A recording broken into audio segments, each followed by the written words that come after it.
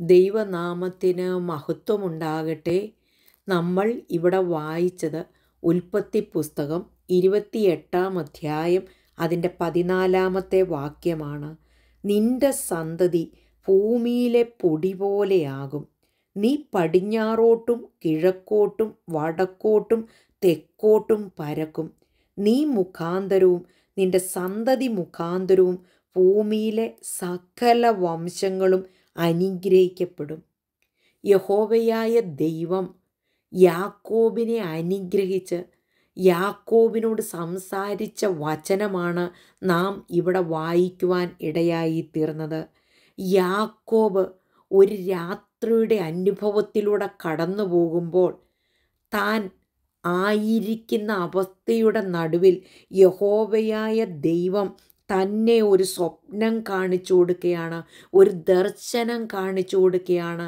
തൻ്റെ അവസ്ഥയുടെ മധ്യത്തിൽ തന്നോട് കൂടെ ഒരു ദൈവമുണ്ടെന്ന് അറിയിച്ചുകൊണ്ട് ഒരു പ്രവചന ആത്മാവിൽ യാക്കോബിനോട് സംസാരിക്കുന്ന ഒരു ദൈവത്തെയാണ് നമുക്കിവിടെ കാണുവാനായിട്ട് കഴിയുന്നത്. അപ്പൻ്റെ അനുഗ്രഹവും വാങ്ങിച്ച് യാക്കോബ് ബേർശേബയിൽ നിന്ന് ഹാരാനിലേക്കുള്ള യാത്രയുടെ നടുവിലാണ്. പ്രിയ ദൈവത്തിൻ്റെ ജനമേ, 28-ാം അധ്യായം അതിൻ്റെ 3-ാം വാക്യത്തിൽ യാക്കോബിനെ അപ്പനായ ഇസഹാക്ക് അനുഗ്രഹിക്കുന്നത് ഇങ്ങനെയാണ്. അവിടെ പറഞ്ഞിരിക്കുകയാണ്, സർവശക്തനായ ദൈവം നിന്നെ അനുഗ്രഹിക്കുകയും നീ ജനസമൂഹമായി തീരത്തക്കവണ്ണം നിന്നെ സന്താന പുഷ്ടിയുള്ളവനായി പെരുക്കുകയും ദൈവം അബ്രഹാമിന് കൊടുത്തതും നീ പരദേശിയായി പാർക്കുന്നതുമായ ദേശം നീ കൈവശമാക്കേണ്ടതിന് അബ്രഹാമിൻ്റെ അനുഗ്രഹം നിനക്കും നിന്റെ സന്തതിക്കും തരികയും ചെയ്യുമാറാകട്ടെ. അപ്പനായ ഇസഹാക്ക് അനുഗ്രഹിക്കുന്നത് ഇങ്ങനെയാണ്. പ്രിയ ദൈവത്തിൻ്റെ ജനമേ, ആ അനുഗ്രഹവും ആ വാഗ്ദത്തവും പേറി ഈ യാക്കോബ് യാത്ര ചെയ്യാണ്, പ്രാണരക്ഷാർത്ഥം ഓടുകയാണ്. തൻ്റെ സഹോദരനെ പേടിച്ചിട്ട് സഹോദരൻ കൊല്ലുമോ എന്നുള്ള പേടി തൻ്റെ ഉള്ളിലുണ്ട്. എന്നാൽ ആ ഭയത്തിൻ്റെ നടുവിലും ആ വാഗ്ദത്തവും പേറിക്കൊണ്ടുള്ള യാത്രയുടെ നടുവിൽ ലൂസ് എന്ന പട്ടണത്തിലെത്തിയപ്പോൾ സൂര്യൻ അസ്തമിക്കുവാനിടയായി തീർന്നു. സൂര്യൻ അസ്തമിച്ചപ്പോൾ താൻ അവിടെ ആ സ്ഥലത്തെ കല്ലുകളിൽ ഒന്നെടുത്ത് തലയണയായി വെച്ച് അവിടെ കിടന്നുറങ്ങുവാനിടയായി തീർന്നു. ആ ഉറങ്ങുന്ന അവസ്ഥയുടെ മധ്യത്തിൽ, തൻ്റെ കൂരിരുട്ടിൻ്റെ മധ്യത്തിൽ, തൻ്റെ ജീവിതത്തിൻ്റെ പ്രതികൂലത്തിൻ്റെ മധ്യത്തിൽ, തൻ്റെ ആ ഇരുട്ടിൻ്റെ മധ്യത്തിൽ യഹോവയായ ദൈവം തനിക്കൊരു ദർശനം കൊടുക്കുകയാണ്. താനൊരു സ്വപ്നം കാണുകയാണ്. എന്താണ് ആ സ്വപ്നം കാണുന്നത്? അവൻ കാണുന്നത് ഇങ്ങനെയാണ്. ഇതാ ഭൂമിയിൽ വച്ചിരിക്കുന്ന ഒരു കോവണി, അതിൻ്റെ തല സ്വർഗത്തോളം എത്തിയിരുന്നു. ദൈവത്തിൻ്റെ ദൂതന്മാർ അതിന്മേൽ കൂടി കയറുകയും ഇറങ്ങുകയുമായിരുന്നു. അതിനു മീതെ യഹോവ നിന്ന് അരുളി ചെയ്തത്, ഞാൻ നിൻ്റെ പിതാവായ അബ്രഹാമിൻ്റെ ദൈവവും ഇസഹാക്കിൻ്റെ ദൈവവുമായ യഹോവയാകുന്നു. നീ കിടക്കുന്ന ഭൂമിയെ ഞാൻ നിനക്കും നിൻ്റെ സന്തതിക്കും തരും. ആമേൻ, ഹല്ലേലൂയ. നിനക്കും നിൻ്റെ സന്തതിക്കും തരുമെന്ന് ദൈവം യാക്കോബിനോട് വാഗ്ദത്തം പറയുകയാണ്. പ്രിയ ദൈവത്തിൻ്റെ ജനമേ, യാക്കോബിന് ഭാര്യയില്ല, മക്കളില്ല, താൻ തനിച്ചു പോവുകയാണ്. എന്നാൽ തനിക്ക് വേണ്ടി ദൈവം ഒരത്ഭുതം ചെയ്യുമെന്ന് യാക്കോബിനോട് ദൈവം വാഗ്ദത്തം പറയുകയാണ്. പ്രിയ ദൈവത്തിൻ്റെ ജനമേ, പ്രാണരക്ഷാർത്ഥം ഓടുന്ന ഒരു യാക്കോബിനോട് ദൈവം നിന്നുകൊണ്ട് അരുളി ചെയ്യുകയാണ്, ഞാൻ നിനക്ക് നീ കിടക്കുന്ന ഈ ഭൂമിയെ ഞാൻ നിനക്കും നിൻ്റെ സന്തതിക്കും തരും. ദൈവത്തിൻ്റെ ജനമേ, ദൈവത്തിൻ്റെ വായിൽ നിന്ന് പുറപ്പെട്ട വാക്കുകൾക്ക് മാറ്റം വരത്തില്ല. ദൈവം നമ്മോടൊരു വാഗ്ദത്തം പറഞ്ഞിട്ടുണ്ടോ? ദൈവം നമ്മോടൊരു കാര്യം സംസാരിച്ചിട്ടുണ്ടോ? അത് ഏതു പ്രതികൂലത്തിൻ്റെ നടുവിൽ നീ കിടന്നാലും, ഏത് രാത്രിയുടെ അനുഭവത്തിൻ്റെ മധ്യത്തിലാണ് നീ കടന്നു പോകുന്നതെങ്കിലും ആ വാഗ്ദത്തത്തിന് മാറ്റം വരത്തില്ലെന്ന് ആമേൻ, ഹല്ലേലൂയ, യാക്കോബിൻ്റെ ജീവിതത്തിലൂടെ നമുക്ക് കാണുവാനായിട്ട് കഴിയുന്നു. അതുപോലെ എന്നോടും നിന്നോടും ദൈവം പറഞ്ഞിരിക്കുന്ന വാഗ്ദത്തങ്ങൾ അത് ഉവ്വെന്ന് പറഞ്ഞാൽ അത് ഉവ്വെന്ന് മാത്രമാണ്. നീ ഇപ്പോൾ കടന്നു പോകുന്ന സാഹചര്യങ്ങൾ പ്രതികൂലമായിരിക്കാം, ഇത് നടക്കത്തില്ലെന്ന് പറഞ്ഞേക്കാം, ഇതാരും സംഭവിക്കത്തില്ലെന്ന് പറഞ്ഞേക്കാം. എന്നാൽ യഹോവയായ ദൈവത്തിൻ്റെ വാക്കുകൾ ആമേൻ അവൻ്റെ വായിൽ നിന്ന് പുറപ്പെട്ടതിന് മാറ്റമില്ല. അത് നിവർത്തിക്കാതെ അവൻ്റെ അടുക്കിലേക്ക് മടങ്ങിപ്പോകത്തില്ലെന്ന് ദൈവവചനമാണ്. ആ വചനം വിശ്വസിച്ച് ആരേറ്റെടുക്കുന്നു അവരുടെ ജീവിതത്തിൽ അത്ഭുതം ദൈവം ചെയ്യുവാൻ ഇടയായിത്തീരും. ഇവിടെ യാക്കോബിനോട് ദൈവം പറയുന്നത് ഇങ്ങനെയാണ്: നിന്റെ സന്തതി ഭൂമിയിലെ പൊടി പോലെയാകും. നീ പടിഞ്ഞാറോട്ടും കിഴക്കോട്ടും വടക്കോട്ടും തെക്കോട്ടും പരക്കും. നീ മുഖാന്തരവും നിന്റെ സന്തതി മുഖാന്തരവും ഭൂമിയിലെ സകല വംശങ്ങളും അനുഗ്രഹിക്കപ്പെടും. ഇതാ ഞാൻ നിന്നോട് കൂടെയുണ്ട്. നീ പോകുന്നിടത്തൊക്കെയും നിന്നെ കാത്ത് ഈ രാജ്യത്തേക്ക് നിന്നെ മടക്കി വരുത്തും. ഞാൻ നിന്നെ കൈവിടാതെ നിന്നോട് അരുളി ചെയ്തത് നിവർത്തിക്കും. ദൈവം പറഞ്ഞ ഓരോ വാക്കുകളും ഓരോ വാഗ്ദത്തങ്ങളും ജീവിതത്തിൽ യാക്കോബിൻ്റെ ജീവിതത്തിൽ നിവർത്തിക്കപ്പെട്ടതായിട്ട് നമുക്ക് മുന്നോട്ടുള്ള അധ്യായത്തിൽ കാണുവാനായിട്ട് കഴിയുന്നു. യാക്കോബ് ഇപ്രകാരമാണ് പറയുന്നത്. ഉൽപ്പത്തി പുസ്തകം 32-ാം അധ്യായം അതിൻ്റെ 9 മുതലുള്ള വാക്യങ്ങളിൽ യാക്കോബ് ദൈവത്തോട് പ്രാർത്ഥിച്ചു പറയുന്ന ഒരു കാര്യമുണ്ട്. പിന്നെ യാക്കോബ് പ്രാർത്ഥിച്ചത്: എൻ്റെ പിതാവായ അബ്രഹാമിൻ്റെ ദൈവവും എൻ്റെ പിതാവായ ഇസഹാക്കിൻ്റെ ദൈവവുമായുള്ളവേ, നിൻ്റെ ദേശത്തേക്കും നിൻ്റെ ചാർച്ചക്കാരുടെ അടുക്കിലേക്ക് പോക, ഞാൻ നിനക്ക് നന്മ ചെയ്യുമെന്ന് എന്നോട് അരുളി ചെയ്ത യഹോവേ, അടിയനോട് കാണിച്ചിരിക്കുന്ന സകല ദയയ്ക്കും സകല വിശ്വസ്തതയ്ക്കും ഞാൻ അപാത്രമത്രേ.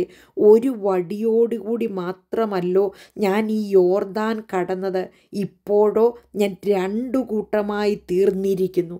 പ്രിയ ദൈവത്തിൻ്റെ ജനമേ, 2 കൂട്ടമാക്കി ദൈവം യാക്കോബിനെ തീർത്തെടുക്കുവാൻ ഇടയാക്കി തീർത്തു. പ്രിയ ദൈവത്തിൻ്റെ ജനമേ, അബ്രഹാമിനെ അനുഗ്രഹിച്ച് അബ്രഹാമിനോട് വാഗ്ദത്തം ചെയ്ത ദൈവം ഇസഹാക്കിനോടും വാഗ്ദത്തം ചെയ്ത് ഇസഹാക്കിലൂടെ ഒരു കൂട്ടം ജനത്തെ ആമേൻ ഹാലിലെ യാക്കോബിനോട് ദൈവം പറഞ്ഞത് ഇങ്ങനെയാണ്: നീ പടിഞ്ഞാറോട്ടും കിഴക്കോട്ടും വടക്കോട്ടും തെക്കോട്ടും പരക്കും.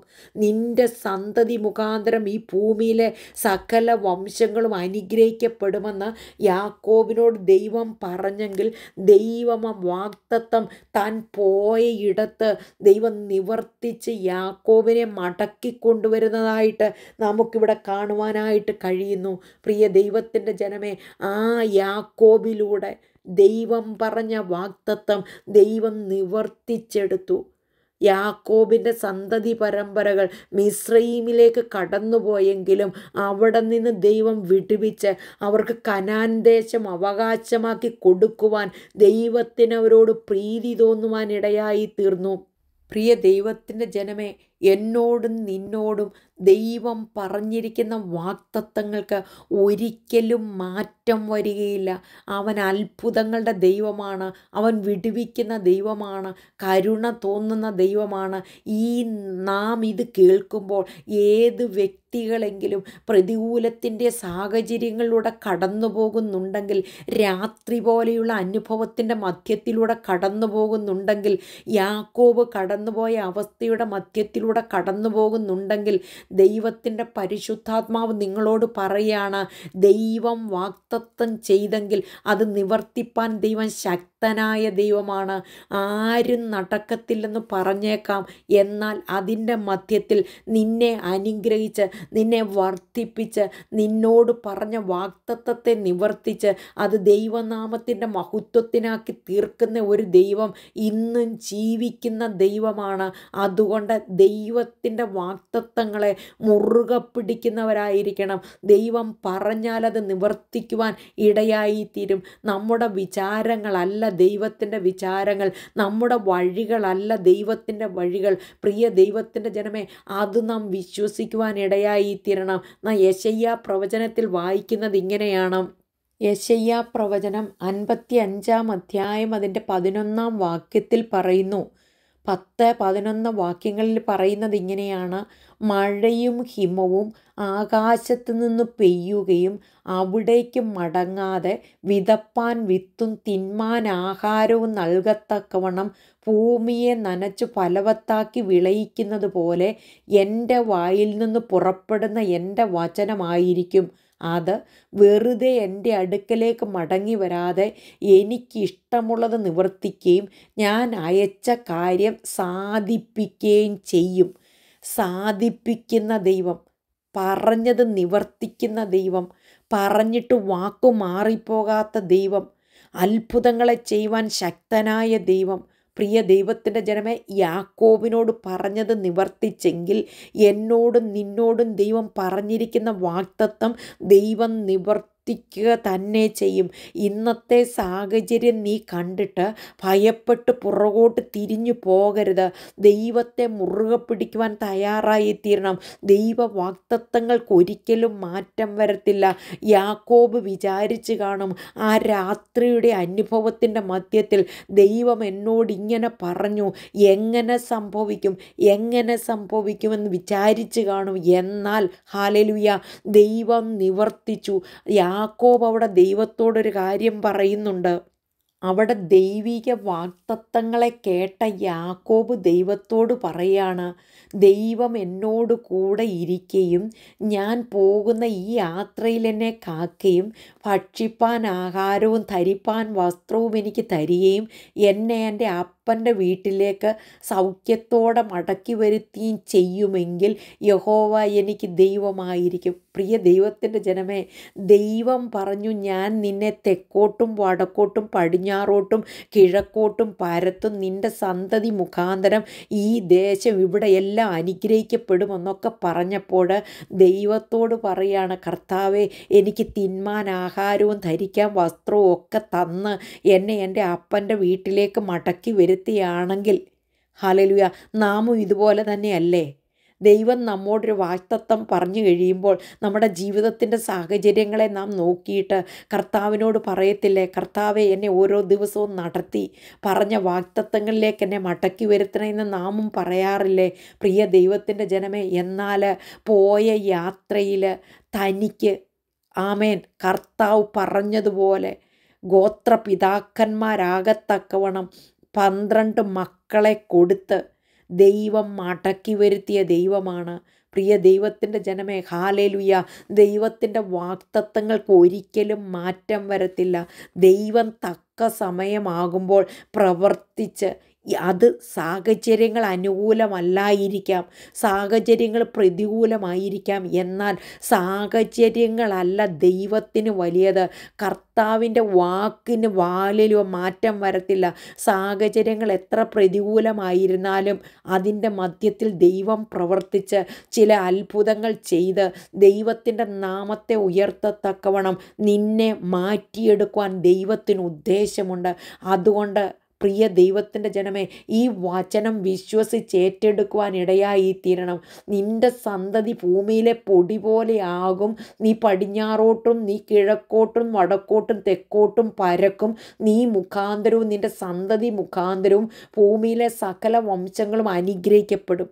തലമുറകളില്ലാത്ത ചിലരോട് ദൈവത്തിൻ്റെ പരിശുദ്ധാത്മാവ് പറയുകയാണ്, നീ തെക്കോട്ടും വടക്കോട്ടും പടിഞ്ഞാറോട്ടും കിഴക്കോട്ടും പരക്കും, നിൻ്റെ സന്തതി മുഖാന്തരം ഭൂമിയിലെ സകല വംശങ്ങളും അനുഗ്രഹിക്കപ്പെടുമെന്ന് ആമേൻ സ്തോത്രം യാക്കോബിനോട് പറഞ്ഞെങ്കിൽ ചിലരോട് ദൈവത്തിൻ്റെ പരിശുദ്ധാത്മാവ് പറയുകയാണ്, നീ സന്തതി ഇല്ലെന്ന് പറഞ്ഞ് ഹല്ലേലൂയ ദൈവസന്നിധിയിൽ ഹല്ലേലൂയ കരഞ്ഞിരിക്കുന്ന വ്യക്തിയാണോ? ദൈവത്തിൻ്റെ വാഗ്ദത്തം മുറുകെ പിടിക്ക്. ദൈവം അത്ഭുതങ്ങളെ ചെയ്യുവാൻ ഇടയാക്കി തീർക്കും. ദൈവനാമം അത് മുഖാന്തരം മഹത്വം എടുക്കുവാൻ ഇടയാക്കി തീർക്കും. അതുകൊണ്ട് പ്രിയ ദൈവത്തിൻ്റെ ജനമേ, ഈ വചനത്തെ നമുക്ക് മുറുകെ പിടിക്കാം. കർത്താവിൻ്റെ വാഗ്ദത്തങ്ങളെ മുറുകെ പിടിക്കാം. കർത്താവിന് വേണ്ടി ജീവിക്കാം. രാത്രിയുടെ അനുഭവമായിരുന്നാലും കർത്താവ് ഹല്ലേലൂയ അത് മാറ്റിയിട്ട് നിന്നെ ഹല്ലേലൂയ പ്രഭാതം ഹല്ലേലൂയ നല്ല പ്രഭാതമാക്കി, നല്ല ഹല്ലേലൂയ വെളിച്ചമാക്കി നിൻ്റെ ജീവിതത്തിൽ വലിയ പ്രവൃത്തികളെ ദൈവം ചെയ്തെടുക്കുവാൻ ദൈവം ശക്തനായ ദൈവമാണ്. അതുകൊണ്ട് ആ കർത്താവിൻ്റെ പാദപീഠത്തിൽ നമുക്ക് താഴാം. കർത്താവിന് വേണ്ടി ജീവിക്കാം. ജീവിക്കാം. അതിനായിട്ട് ദൈവം നമ്മെ എല്ലാവരെയും സഹായിക്കട്ടെ. ഈ വചനങ്ങളാൽ ദൈവം നമ്മെ അനുഗ്രഹിക്കട്ടെ. നമുക്കൊരു വാക്ക് പ്രാർത്ഥിക്കാം. പരിശുദ്ധ ദൈവമേ, സ്വർഗീയനായ നല്ല പിതാവേ, കേൾപ്പിച്ച അനുഗ്രഹിക്കപ്പെട്ട വചനത്തിനായി സ്തോത്രം. ഈ വചനം കേൾക്കുന്ന മക്കളെ അവിടുന്ന് അനുഗ്രഹിക്കണമേ എന്ന് പ്രാർത്ഥിക്കുന്നു. തിരുനാമം മഹത്വമെടുക്കണം. പ്രാർത്ഥന കേട്ടതിനാൽ സ്തോത്രം. യേശുപ്പച്ചൻ്റെ ധന്യമുള്ള നാമത്തിൽ തന്നെ. ആമേൻ. God bless you all.